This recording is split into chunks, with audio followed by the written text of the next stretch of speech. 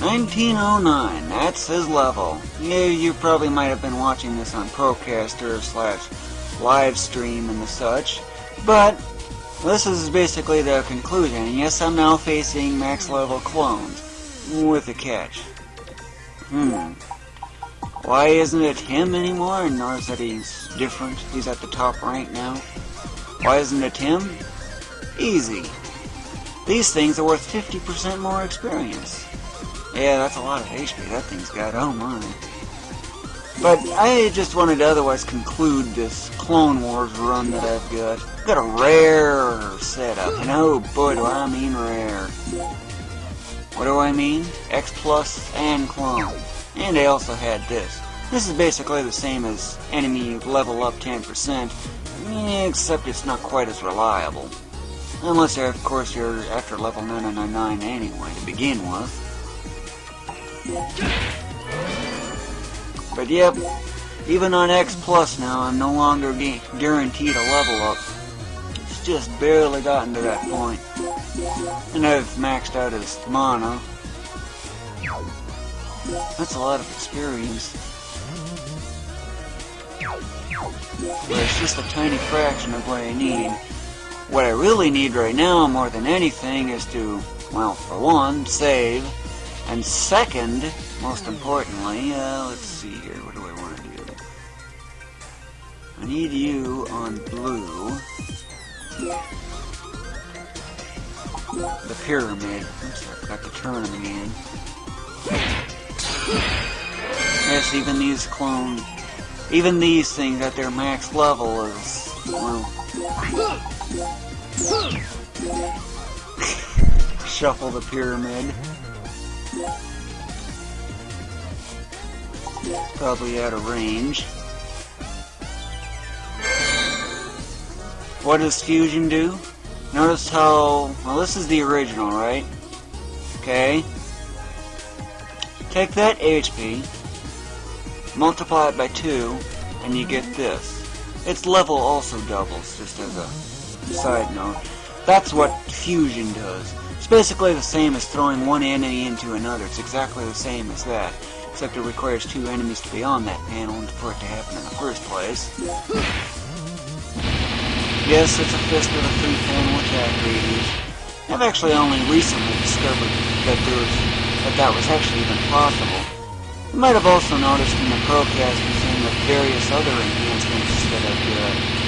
For example, when you defeat the item king and immediately exit out, using a Mr. Gency exit, return, defeat the item king again, and you can get an extra increase on the item's population limit, in case you didn't know that. But yeah, I've actually discovered that 3 days ago, I think.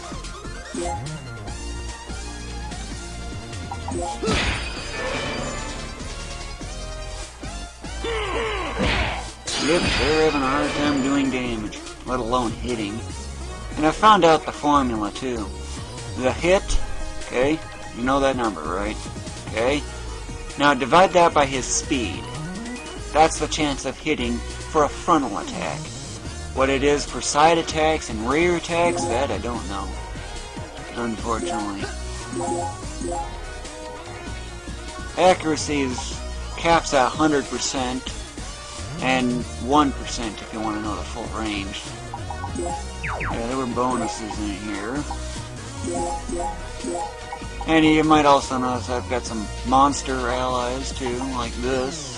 Listen, I should probably transmigrate. Listen, I need to get transmigrated up to the max or something. That is up to the top class. So, mana and weapon mastery are really the limiting factor. And yes, I got a Cosmos muscle, and it's already level 20.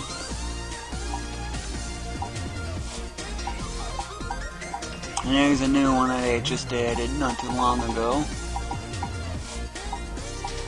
Basically, I just pick who I want to level up the most. Oh, and by the way, for the character that I want to level up, what I'm referring to, or use for initiating Clone Wars with, is one that does not have any special skills. that basically means I cannot use any monsters whatsoever. Because all monsters that I'm aware of have special skills. Because enemies, unless I drain my own allies' SP down to 0, if you know what I mean. However, that's even possible. Well, weapon-specific skills are a special exception, of course. He's missing a lot of HP because I just leveled him up. A lot. But how much money am I gonna get? Probably over 100 billion.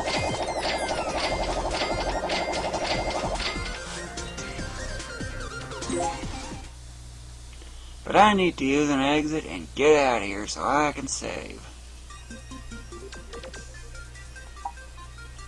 Well, what do you know? 118 billion. And it's still climbing. And you have to keep in mind, I only got that for a broker. Pretty weak. Yep, and this is his new fist, loaded up with Sentry, of course. But I'm needing to get more Sentry. I need his defense to like 180,000 or something. But anyway, I gotta save, so... That was after that mentor, in case you're wondering. Tick-tock. Loading is not so much fun.